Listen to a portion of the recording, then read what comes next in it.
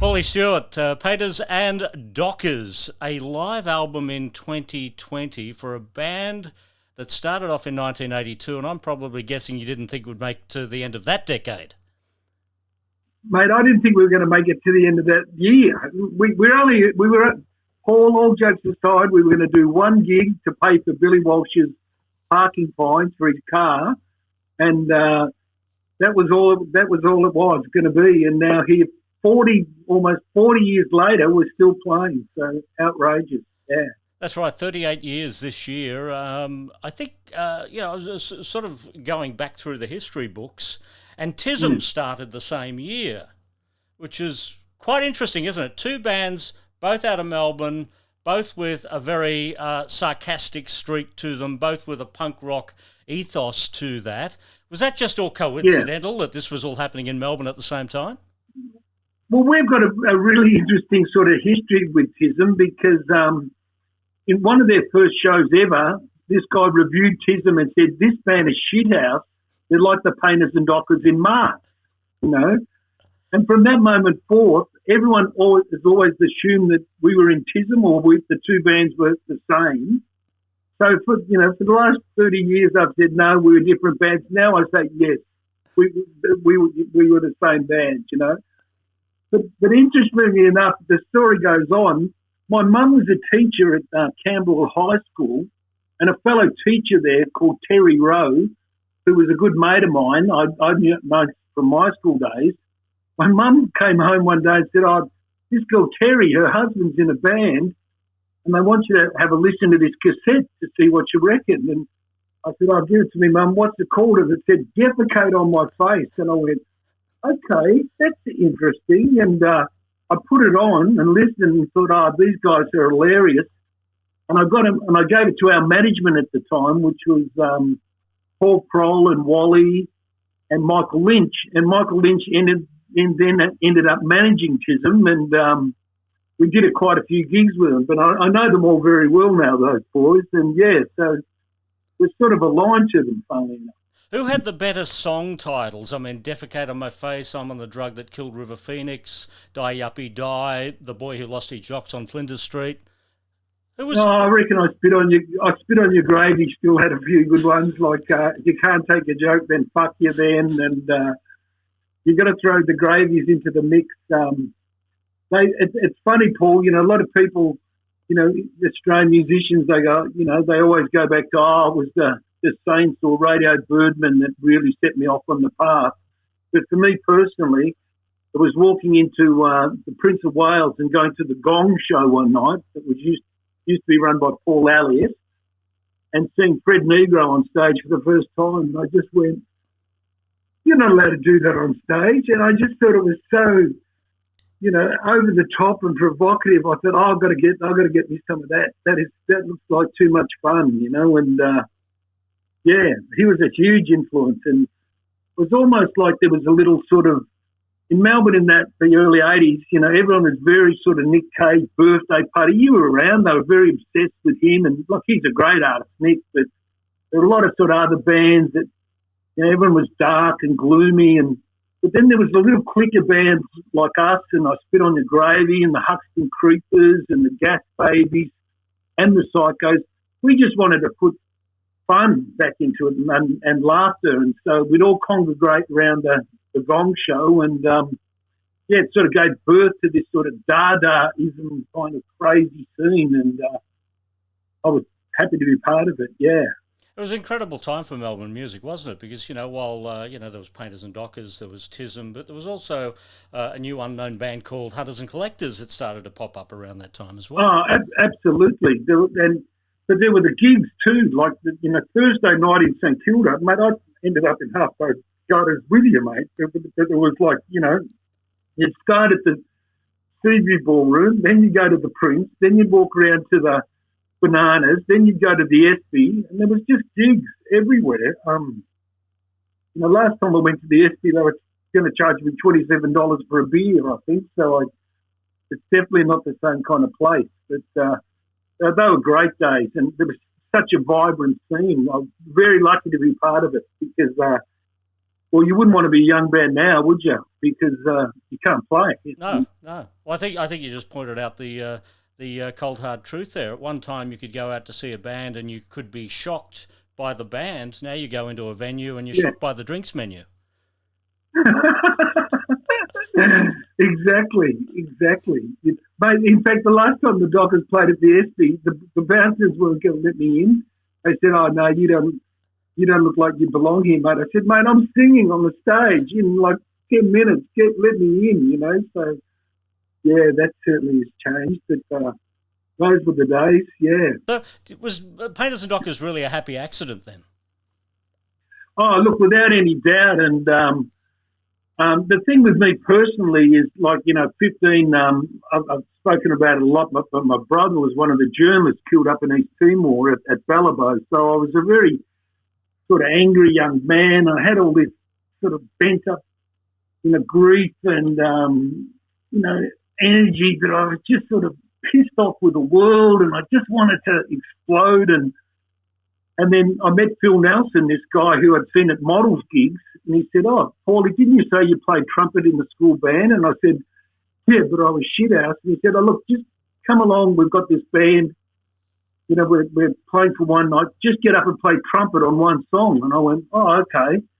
And then I went to a few rehearsals and they said, "Oh, well, you might as well sing one." So I got up and we were supposed to do Talking to a Stranger, Hunters and Collectors, and that was the big song I was going to do. And I got up to, it was a packed house in Port Melbourne, and I got up to do this first ever song. And I don't know what struck me or why I particularly chose Italians, but I changed the lyrics to, "Would you mind if I took you from behind? It's like talking to an Italian." And the whole place just laughed, and a shower of beer went up, and it was just this mad kind of rush, and I went, "Oh, I want to do this for the rest of my life. This is it. And to then sort of write songs where I could get up and scream my head off and then get paid for it, it was like giving an alcoholic his first beer or his drug addict their first hit. It was like, "Oh, I've got to get more of this. This is too much fun," So once you've decided then that maybe there is a bit of a career in this, there's a bit of longevity for this. Obviously you want to capture some of those original songs down. Into the studio you go. Love Planet is the album, and it's produced by Lobby Loyde, who I'm assuming you must have been in awe of Lobby Loyde working with you in a studio for the first time. I will be honest with you, Paul. I didn't know sort of much about who Lobby Loyde sort of was, and he came on the scene, and and then I went, okay, and the funny thing about Lobby, he played guitar so loudly in Beardley Thorpe and the Aztecs, he was actually deaf in one ear. So what do? We go, he's deaf in one ear, great. Let's put him in charge of live sound, your record production, and the fallback. Lobby, who couldn't hear properly. Oh yeah, we'll put him in charge of the sound. And but Lobby Loyde, he was such a character. He really was a one-off, and he introduced us to us.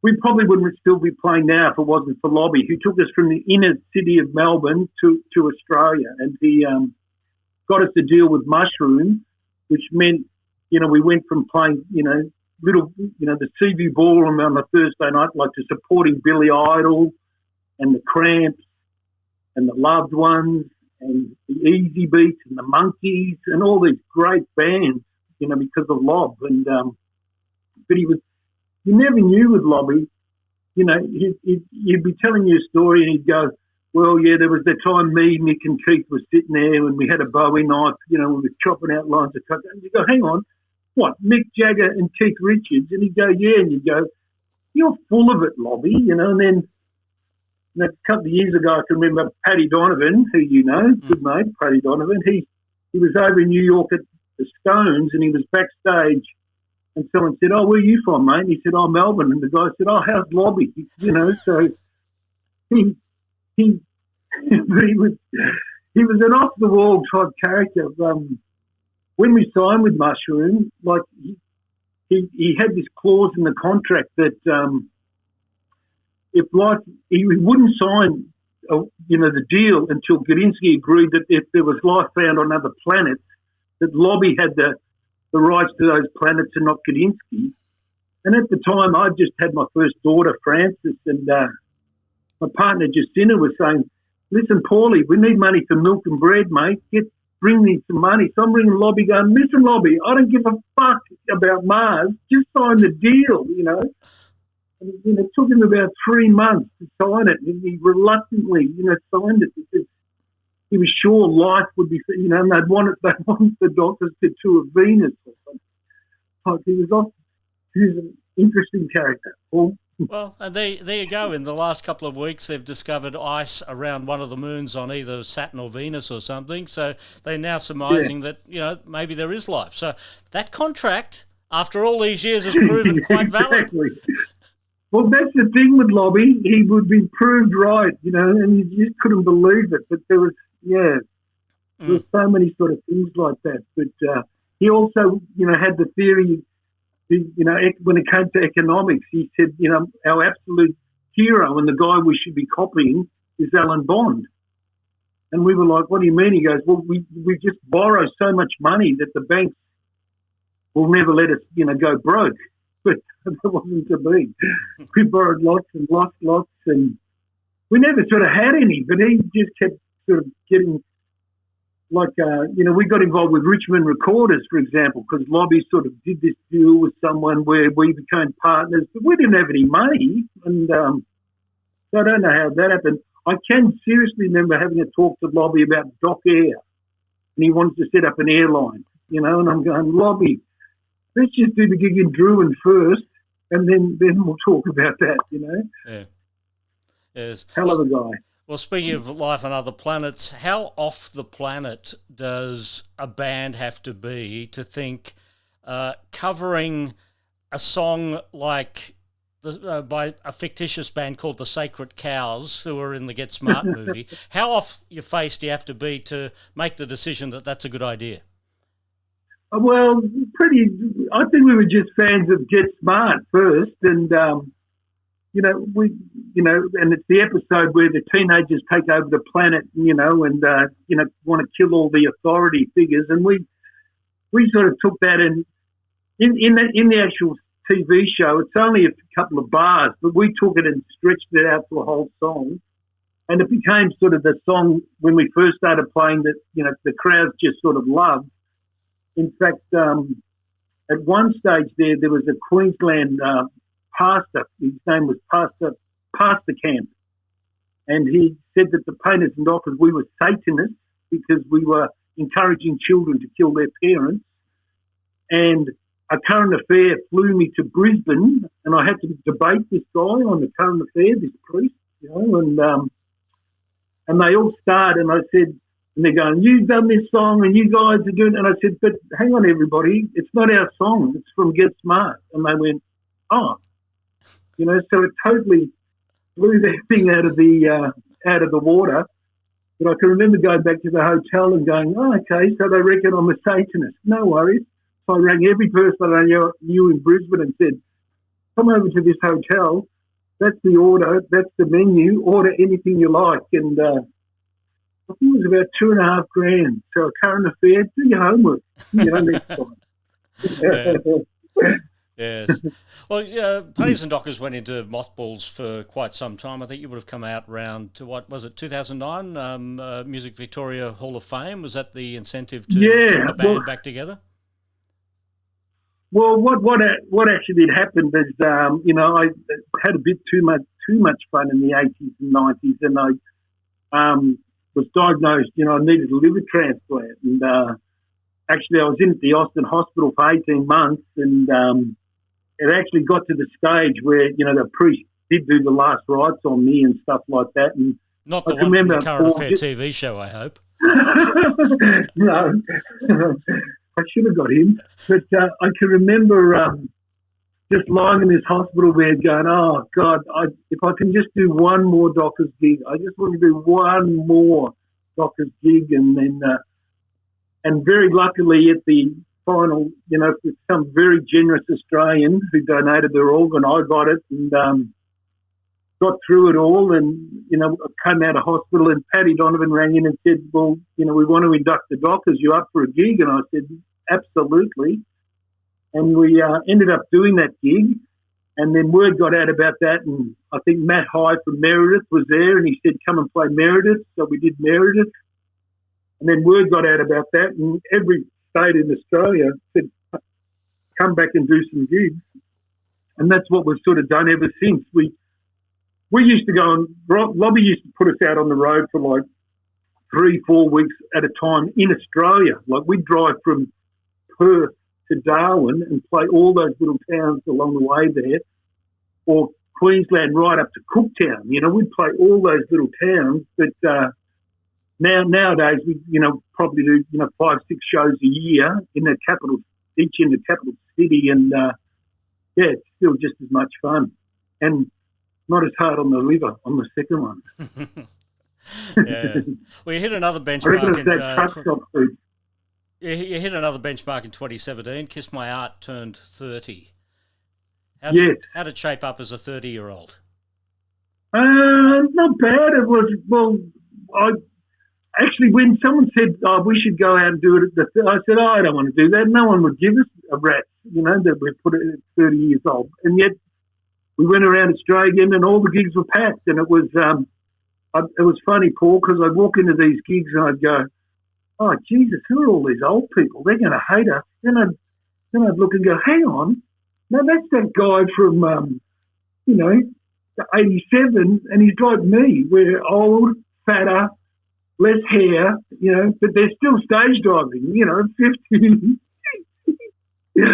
Which, the problem with the Punters and Doctors, it's always been too much fun, so I should have walked away years ago, but it's too much fun still. Nothing has ever surpassed it for me. Yeah. Well, I guess in the recent decade, it's always been good for a couple of gigs. 2020 might be the exception to the live performance, but you did have the opportunity to get together and put a live album out, or at least finish it off before COVID hit. So, You Want To is the one out there now. Yeah, we were very lucky to get that tour in February, and it was with the Sunny Boys, and Lobby Loyde also managed the Sunny Boys. So we've known those guys sort of pretty closely for, decades, because we'd tour a bit in the day and we'd hang out with them a bit. Sort of like your old cousins, a bit, and but they took us under their wing, and gee, it was great to see them playing again too. I mean, they've got so many great songs, the Sunny Boys, so it was so much fun. And we thought, let's just record the gigs for the hell of it. But when it ended, it was like, hang on, there's this thing called COVID, coming in, and then before we knew it, we were all in lockdown. And so it was great because it's given us something to do. So we mixed it down, did the artwork, Yeah, and we put it out as the Dockers record you get when you can't go to a Dockers gig. It's sort of live, warts and all, literally, and go to our Facebook or website and you can grab a copy. Yeah. All right, Paul, thank you. Good on you, Paul. Thanks, mate. And thanks, Noise 11, and keep on keeping on and dock on.